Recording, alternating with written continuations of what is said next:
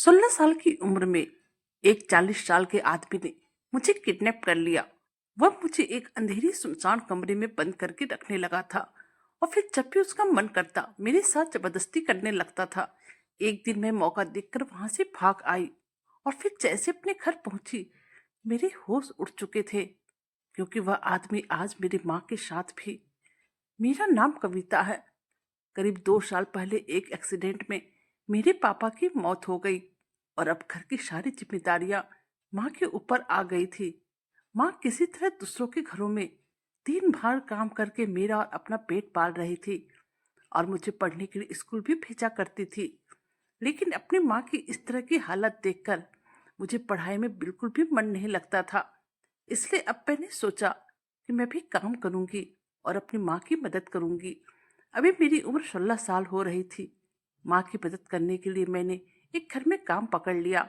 वहां पर मुझे महीने के 10,000 मिलते थे, जिस कारण से मेरी माँ को काफी सहारा मिला और हमारे घर की आर्थिक स्थिति अच्छी होने लगी थी। मैंने उस घर में साल भर तक काम किया था। उस घर के मालिक और मालकिन बहुत ही अच्छे थे। उनके 2 छोटे छोटे बच्चे थे। मेरा उस घर में काम करने में मन लग गया था और मैं खूब मन लगाकर वहां पर काम भी करती थी। लेकिन मालकिन के एक भाई थे जो कि कभी कभी मालकिन से मिलने के लिए आते थे। उनकी उम्र लगभग 40 साल हो रही थी। वह जब भी घर पर आते थे तो मुझे उनके सामने काम करने में बहुत ही अजीब लगता था, क्योंकि मैं देखा करती थी कि उनकी निगाहें हर वक्त सिर्फ मुझ पर ही रहती थी। वह मुझे बहुत ही अजीब नजरों से देखा करते थे। कभी कभी तो वह मेरे करीब आ जाते और मेरे साथ अजीब हरकतें करने की कोशिश करते। मैं बहुत ही डर जाती थी। उन्होंने मेरा जीना दुश्वार कर दिया था। जब तक मालकिन के भाई जाते नहीं तब तक मैं चैन से नहीं रह पाती थी, और जब वो चले जाते तो मैं राहत की सांस लेती थी। मैं मालकिन से इस बारे में बात भी नहीं कर सकती थी, क्योंकि मुझे डर था अगर मैं मालकिन से कुछ बताऊंगी तो मुझे काम से निकाल देगी। मैं माँ को भी कुछ बता नहीं सकती थी, क्योंकि माँ वैसे भी बहुत ही परेशान रहती थी। अभी तक उन्होंने दूसरी शादी भी नहीं की थी। कभी कभी मैं माँ से मिलने के लिए घर पर भी आ जाया करती थी। कभी कभी तो मन होता था कि माँ को सब कुछ बता दूं, लेकिन फिर माँ की परेशानियों को देखकर मैं चुप हो जाती थी। मैं सब बात करके माँ को परेशान नहीं करना चाहती थी, लेकिन मालकिन के भाई के उस चाल चलन के कारण मैं काफी परेशान हो गई थी। और फिर आखिरकार मैंने एक दिन वह काम छोड़ दिया। माँ ने कहा कि तुमने काम क्यों छोड़ दिया? तो मैंने कहा मैं दूसरा काम ढूंढ लूंगी, आप चिंता मत करो, क्योंकि वहां पर काम करते करते मैं काफी थक जाती हूँ और मैं आपसे हमेशा मिल भी नहीं पाती हूँ। फिर माँ कुछ ना बोली और फिर थोड़े ही दिन बाद मुझे दूसरी जगह पर काम मिल गई। 2 महीने के अंदर मेरा काम में मन भी लग गया। मैं ये काम पकड़कर बहुत ही खुश थी, क्योंकि मैं सुबह 8 बजे से रात 8 बजे तक ही काम करती थी। उसके बाद वापस माँ के पास चली आती थी। पैसे भी ठीक ठाक मिल रहे थे और नाश्ता खाना सभी अलग से मिल रहा था। लेकिन कभी कभी जब पार्टी होती थी तब मुझे आने में लेट हो जाती थी, लेकिन यह कभी कभी होता था। वैसे मैं 8 बजे वहां से निकल जाती थी। एक रोज इसी तरह उस घर में पार्टी थी और मुझे काम करते हुए लेट हो गया। 10 बजे तक मैं मालकिन के घर से निकली। मेरा घर ज्यादा दूर नहीं था और मैं पैदल ही अपने घर जा रही थी। रोड काफी सुनसान हो चुका था। मैं जल्दी जल्दी घर आ रही थी और न जाने आज क्यों मेरा मन बहुत ही घबरा रहा था। ऐसा लग रहा था कि आज मेरे साथ कुछ होने वाला है। और बस फिर क्या था, अभी कुछ ही देर हुआ था कि अचानक से किसी ने मुझे पीछे से पकड़ लिया और मुझे किडनैप कर लिया। मैं उसका चेहरा न देख पाई, क्योंकि उसने अपने चेहरे पर मास्क लगा रखा था। मैं चिल्लाना चाह रही थी, लेकिन उसने मेरे मुंह में कपड़े ठूस दिए और मुझे गाड़ी में बिठाकर ना जाने कहाँ पर लेकर आ गया। मैं तो बेहोश हो चुकी थी, क्योंकि उसने मुझे बेहोशी वाली दवाई भी सुंघा दी थी। और फिर काफी घंटों के बाद जब मुझे होश आया तो मैं अपने आप को एक छोटे से कमरे में उस कमरे में बहुत ही अंधेरा था। सिर्फ एक टाइट बल्ब लगी हुई थी, जिससे कि थोड़ी बहुत रोशनी आ रही थी। मैं काफी जोर जोर से चीखने चिल्लाने लगी, क्योंकि मेरे मुंह के अंदर से कपड़े को निकाल दिया गया था। मैं चीख रही थी, चिल्ला रही थी, लेकिन मेरी आवाज सुनने वाला यहाँ पर कोई नहीं था। मैं काफी परेशान हो गई थी। मैंने बहुत सोचा कि मैं दरवाजा तोड़कर बाहर निकल जाऊं, लेकिन यह भी मुझसे नहीं हो पा रहा था। मुझे बस कमरे में खाना और पानी पहुंचा दिया जाता था। अब ऐसे ही 4 दिन बीत गए, लेकिन आज 5वां दिन वह मास्क वाला आदमी कमरे में आया, जिसे देखकर मेरी रूह कांप उठी। वह लंबा चौड़ा और हट्टा कट्टा आदमी था। उसने आज अपने मुंह पर मास्क नहीं पहना था। उसकी मूछें बड़ी बड़ी थी। वह मेरे करीब आते जा रहा था। मेरे मन में तो आया कि मैं आज किसी भी हालत में यहाँ से निकल कर रहूंगी, लेकिन मैं नहीं निकल पाई। उस पहलवान टाइप आदमी ने मुझे जमीन पर पटक दिया और फिर मेरे साथ जबरदस्ती करने लगा। मैंने बहुत कोशिश की कि मैं उसके चुंगल से छूट जाऊं, लेकिन वह किसी जंगली जानवर की तरह मेरे ऊपर अपना मर्दानगी दिखाने लगा। मैं एकदम से बेबस और लाचार हो गई। जब करीब 1 घंटे के बाद उसका मेरे पर से मन भर गया, तो वह फिर से दरवाजा बंद करके चला गया। मैं जोर जोर से रोने लगी, क्योंकि मेरा शरीर बहुत ही दुख रहा था। दर्द के मारे मेरे मुंह से चीख भी नहीं निकल रही थी। मैं चीखने की कोशिश करती भी तो दर्द के मारे मेरा गला फटा जा रहा था और फिर अब मैं बेहोश हो चुकी थी। काफी देर के बाद जब मुझे होश आया, तब मैंने मन ही मन सोचा कि मुझे किसी भी तरह करके यहाँ से निकलना ही होगा। लेकिन मैं कैसे निकलती, मुझे कुछ भी समझ में नहीं आ रहा था। और आखिरकार मैं इस कैद खाना से नहीं निकल पाई। अब तो एक एक करके दिन बीतने लगे थे और दिन पर दिन मेरी हालत खराब होती चली जा रही थी। वह आदमी हर रोज मेरे साथ गलत काम करता। उसकी पीठ पर एक कटा हुआ निशान का दाग भी था। मैं इस उम्मीद में थी कि मेरी माँ किसी भी कीमत पर मुझे ढूंढ निकालेगी, लेकिन दिन पर दिन बीत रहे थे और माँ मुझे ढूंढ नहीं पाई। उस आदमी ने मेरे साथ सारी हदें पार कर दी थी।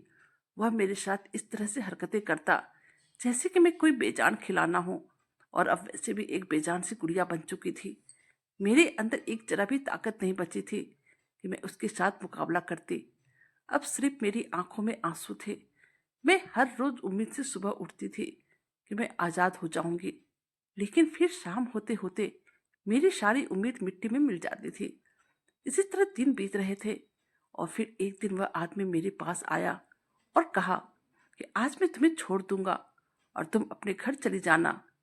यह सुनकर तो मेरी खुशी का ठिकाना नहीं रहा। उस आदमी ने मेरे साथ तो बहुत गलत काम किया था, लेकिन यहाँ रहकर मैं बिल्कुल पागल सी होती जा रही थी। एक अंधेरे कमरे में दिन भर मेरे ऊपर अत्याचार होता था। यह सब मेरी बर्दाश्त से बाहर हो गया था। उस आदमी ने कहा कि अगर तुमने अपनी माँ को ये बात बताया तो तुम किडनैप हो गई थी, तुम्हें मैं जान से मार दूंगा। बस घर पर जाकर यही कहना कि तुम एक लड़के के साथ भाग गई थी, क्योंकि तुम्हारी माँ को यही लगता है कि तुम किसी के साथ भाग गई हो। मैंने मन ही मन सोचा कि जैसे मैं माँ के पास पहुंचूंगी, मैं सारी सच्चाई उनको बता दूंगी, ताकि इस आदमी को कड़ी सजा मिल जाए। जब उसने मुझे छोड़ दिया तो मैं खुशी खुशी अपने घर पहुंची। मेरी माँ ने दरवाजा खोला तो एक पल के लिए मैं उन्हें पहचान ही नहीं पाई। मुझे लगा घर पर कोई दूसरी औरत आ गई है, लेकिन फिर मैंने गौर से देखा, मेरी माँ एक लाल साड़ी पहनी हुई थी। उनके मांग में सिंदूर था। उनका ये रूप देखकर मैं चौंक गई। मैं सोचने लगी, मैं किडनैप हो गई और मेरी विधवा माँ ने मेरे बारे में ना सोचकर फिर से शादी कर ली। मैंने कहा, माँ ये सब क्या है? माँ ने कहा, तुम इतने दिनों से कहाँ थी? मैंने तुम्हें कहाँ कहाँ नहीं ढूंढा, कस्बे के हर एक घर पर जाकर तुम्हारा पता लगाया, दर दर की ठोकरें खाई। मैं हार नहीं मानी। आसपास के लोग कहते थे कि तेरी बेटी किसी लड़की के साथ भाग गई है, तो उसका वापस आने की उम्मीद अब छोड़ दे। पर मैं तुम्हारे आने की उम्मीद कभी भी नहीं छोड़ी। मैं मंदिर में जाकर हर रोज पूरा पूजा करके भगवान से प्रार्थना करती थी, मेरी बेटी को वापस कर दो। मैंने कहा, आपने शादी कब की? माँ ने कहा, तुम्हारे जाने के बाद मैं बहुत अकेलापन महसूस करती थी। तभी एक साहब से मेरी मुलाकात हुई। उन्होंने कहा, तुम्हारी बेटी भाग गई है, कब तक इस तरह से अकेले जिंदगी गुजारोगी? तुम मुझसे शादी कर लो। आखिर मैंने उस आदमी से शादी कर ली। माँ के हाथों की मेहंदी का रंग भी अभी नहीं उतरा था, तो यानी हाल फिलहाल ही उन्होंने शादी की थी। मैं उन्हें बताने ही चाह रही थी कि मेरे साथ किस तरह का बड़ा हादसा हुआ, कि तभी मेरे सौतेले बाप मेरे सामने आकर खड़े हो गए, जिसे देखकर मैं थरथर कांपने लगी थी, क्योंकि मेरी माँ ने। मैंने कहा, माँ मुझे माफ कर दो। लड़के के प्यार में पड़कर मैं घर से भाग गई थी, लेकिन फिर मुझे तुम्हारी याद आई तो मैं वापस आ गई। मेरी माँ ने मुझे गले से लगा लिया और रोने लगी। फिर उन्होंने कहा, तू मुझे मिल गई है, मेरे लिए यही बहुत है। मैं माँ के साथ रहने लगी और फिर काम पर जाने लगी। पर मेरा सौतेला बाप मौका पाते ही मेरे साथ गलत काम करने लगा था। रोज रोज मेरा सौतेला बाप मेरे साथ गलत हरकत करता था और अब मैं उसकी हरकतों से बहुत ही परेशान हो चुकी थी। एक रात में इतना परेशान हो गई कि मैं माँ के कमरे में चली गई। लेकिन जैसे मैं वहां पर गई, वहां का नजारा देखकर मेरे सर पर आसमान टूट पड़ा, क्योंकि मेरा सौतेला बाप किसी से फोन पर कह रहा था कि माल बहुत ही अच्छा है, कल तुम्हें भी इसका स्वाद चखाऊंगा और आज जैसे मैंने उसके मुंह से बात सुनी, मेरे तो होश उड़ गए। वह इंसान हम माँ बेटी के साथ कोई बहुत ही गलत काम करने वाला था। और तो और मेरा सौतेला बाप वही मामा था, जिसके डर से मैं मका मालिक मालकिन के यहाँ पे काम छोड़ दिया था। लेकिन माँ की खुशी के लिए मैं इसे झेल रही थी। परंतु आज इसकी बात सुनकर अब मुझे बर्दाश्त नहीं हुआ। मेरा तो जीना उसने दुश्मन करके ही रखा था, और अब मेरी माँ के साथ भी कोई बहुत बड़ा गलत हरकत करने वाला था। मैं बर्दाश्त ना कर सकी और मैंने मन ही मन सोचा, अब बहुत हो गया। रोज रोज इसके अत्याचार को सहने से अच्छा है कि मैं इस पापी का अंत कर दूं। मैंने चाकू लिया और उस पापी को मार दिया। माँ उस वक्त सोई हुई थी। थोड़ी देर के बाद चिल्लाने की आवाज सुनकर वह उठ बैठी, और जैसे उसने नजारा देखा तो मुझे कहने लगी, यह तूने क्या किया? मैंने माँ को कहा, माँ, मैंने इसे जो सजा दिया है यह तो कुछ भी नहीं है, इसके लिए सजा भी कम है। माँ हैरत भरी नजरों से मेरी तरफ देखने लगी तो मैं रोने लगी, और फिर आज मैंने माँ को रो रो कर सारी बातें बता दी। मैंने कहा, माँ, पहले मैं जिस मालिक मालकिन के यहाँ काम करती थी, यह आदमी इस मालकिन का भाई था। वहां पर मुझ पर बुरी नजर रखता था, जिसके कारण मैं वहां पर काम छोड़ दिया था। जब मैंने वहां पर काम छोड़ दिया तो उसने उस दिन नकाब पहनकर मुझे किडनैप कर लिया और फिर मेरे साथ हर रोज गलत काम करता रहा। और फिर उसके बाद उसने तुझसे शादी कर लिया, मुझे छोड़ दिया। उसने मुझे धमकी दी थी, अगर मैं तुम्हें सच्चाई बताऊं तो वह हम दोनों को मार डालेगा। मैं तुम्हें सच्चाई बताती, लेकिन जैसे ही मेरी नजर इस पर गई, मेरी रूह कांप उठी। डर के मारे मेरा शरीर कांपने लगा था। और अब यहाँ पर भी यह मेरे साथ गलत काम कर रहा था। जब तुम घर पर नहीं रहती थी, मैं तुम्हें सब बताने के लिए कमरे में आई थी, लेकिन जैसे मैंने इसी फोन पर किसी से हम दोनों के बारे में बातें करते हुए सुना, यह हम दोनों को बेचने वाला था। और अब मैं यह बर्दाश्त ना कर सकी। इस आदमी ने हम दोनों की जिंदगी को बर्बाद कर दिया। आगे और कुछ गलत होता, इसलिए मैंने इसे मौका मिलते ही मार दिया।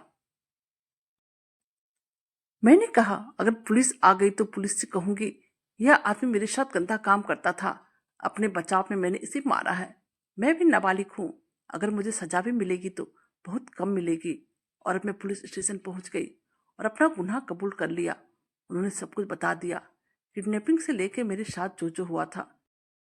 मुझ पर केस चला और मुझे सुधार घर भेज दिया गया। और फिर कुछ दिनों के बाद ही वहां से निकलने के बाद अब मैं अपने माँ के साथ अच्छी जिंदगी जी रही हूँ। कहानी अच्छी लगी तो